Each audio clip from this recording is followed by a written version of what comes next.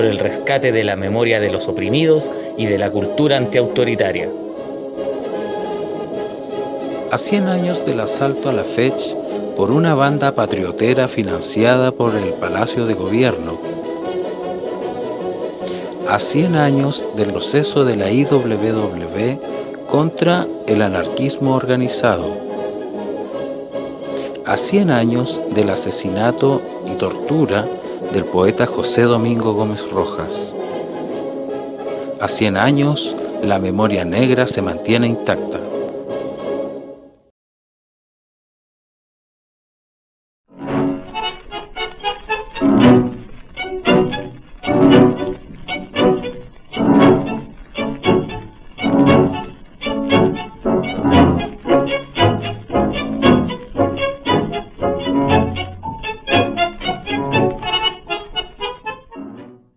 ¿Quién fue José Domingo Gómez Rojas? Fue una persona multifacética, hacía muchas cosas. Lo podemos encontrar como profesor de literatura, estudiante de derecho, director de teatro, poeta. En su tiempo fue muy reconocido por sus pares. Es muy importante la recuperación de su obra.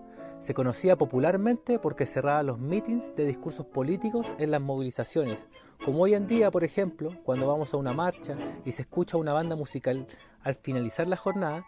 Ese espacio antiguamente lo ocupaban los poetas. También se paraban en las esquinas o sobre los hombros de sus compañeros para proyectar mejor la voz. A José Domingo Gómez Rojas se le llamó el poeta cohete, porque sus poemas recorrían gran parte del país muy rápidamente. La gente los memorizaba y cuando declamaba la gente los seguía casi de memoria. Entonces, su muerte fue tan importante como la de Víctor Jara en 1973, ya que era el poeta más popular por lo agradable que era escucharlo. Entonces su muerte causó mucho dolor para la generación que lo conoció. Podemos ver en su poema Sarcasmo que la locura es un tema importante en su obra. Creo que él se asume como un loco, así como varios de su época que hacen apología a la locura. Recordemos que a estos tiempos los llamamos los locos años 20. Cuando a él lo torturaban y por fiebre lo llevan a la Casa de Orates, que es el hospital psiquiátrico, sus asesinos crean la fama de ser una persona demente. El movimiento anarquista siempre ha intentado recobrar su obra, aunque los socialistas intenten apropiarse de su imagen para incrementar su base electoral, como lo hizo Saavedra en la elección de Pedro Aguirre Cerda y Salvador Allende.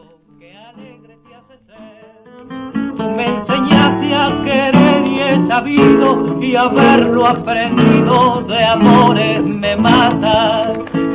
El 21 de julio de 1920, grupos nacionalistas y patriotas se dirigían a la estación Mapocho a despedir a las tropas que partían a la llamada de guerra de Don Ladislao.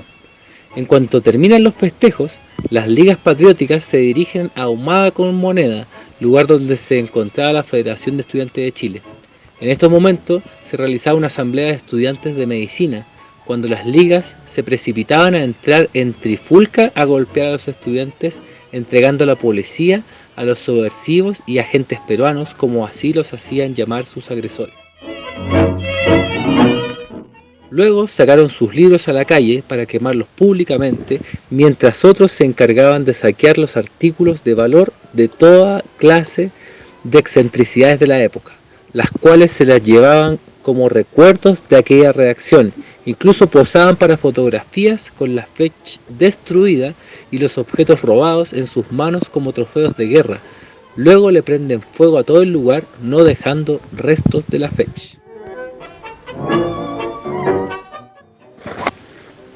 La policía se encontraba resguardando el lugar, mientras que los patriotas impedían que los bomberos apagaran el incendio.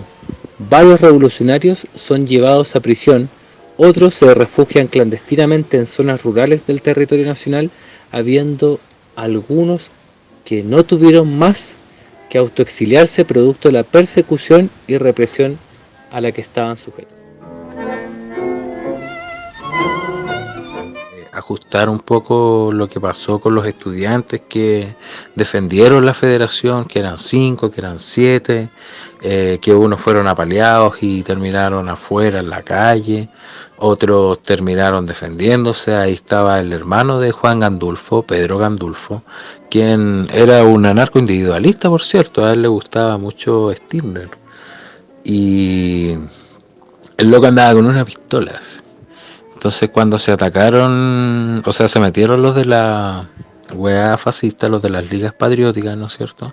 El loco disparó, hirió a un abanderado que andaba con la bandera chilena, ¿no es cierto? Lo hirió en la mano. Los locos retrocedieron, volvieron a atacar, qué sé yo, y así se fueron peleando hasta que de repente ya se fueron sobrepasados las 4 o 5 personas que estaban ahí, y tuvieron que salir por una ventana y dieron a una casa del lado que obviamente era de un gran señor capitalista, ¿no es cierto? No hay que olvidarse que la casa estaba en Ahumada 73, a menos de 100 metros del Palacio de Gobierno. Y el señor capitalista obviamente lo que hizo fue llamar a los pacos y entregar a la gente a los pacos. Dentro de ellos estaba Pedro Gandulfo, ¿no es cierto?, que fue quien sufrió mucho en su encarcelamiento porque él desgraciadamente sufrió de tuberculosis dentro de la cárcel, precisamente por las celdas de mierda en las que los metía este parásito llamado Astorquiza, etcétera, etcétera. En el caso de Juan Gandulfo, el compañero logró huir, ¿no es cierto? Y claro, también ahí hay una historia bastante anecdótica, de que el hombre, como era médico, llegó clandestino a un poblado del sur de Chile, creo que algo de Rancagua, no me acuerdo bien, así tan de buena primera, pero bueno. Y el loco, como era médico, se puso a mejorar a la gente, los campesinos, los afuerinos, etcétera, etcétera. Y rápidamente este médico, que pasó a ser una persona milagrosa dentro de los contornos del pueblo, fue visitado por la policía y se descubrió así que era Juan Gandulfo, uno de los anarquistas complotadores de la FECH y de la IWW.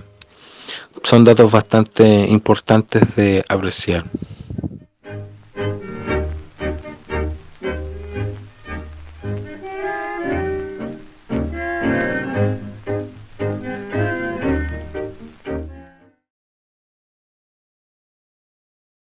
Esta cápsula informativa ha sido realizada por la Federación Cultural Antiautoritaria de la región chilena.